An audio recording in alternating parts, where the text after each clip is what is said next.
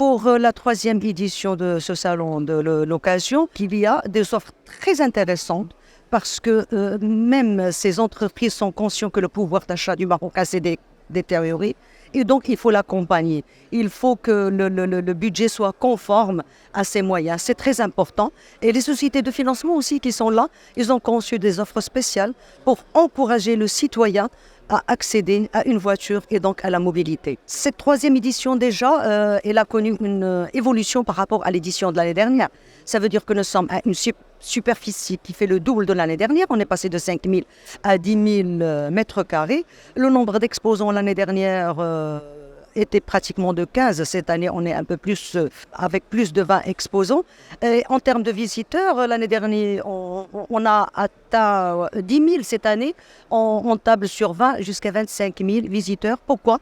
Parce que l'effort sur la communication a été conçu de façon à faire venir les gens, à les encourager à venir, à parler de ces entreprises qui sont structurées et qui participent activement à l'économie nationale. Le marché de l'occasion au Maroc était un marché reconnu par les Samsara, comme vous le savez bien.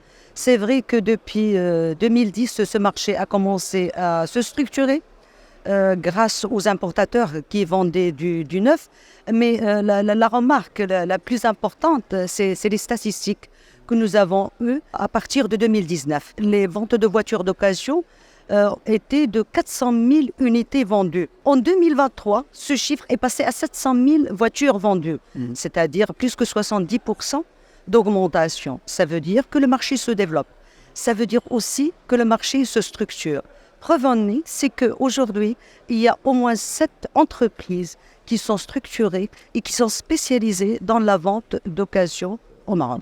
Malgré cette structuration, malgré l'arrivée de ces entreprises qui sont structurées dans la vente de voitures d'occasion, la part de marché de ces entreprises n'atteint pas 2%. C'est trop faible. Et ces entreprises aujourd'hui offrent des garanties, entre autres la traçabilité de la voiture, le service après-vente, parce qu'aujourd'hui, quand on vient acheter une voiture d'occasion, c'est comme on va acheter une voiture neuve avec toutes les garanties qu'il faut.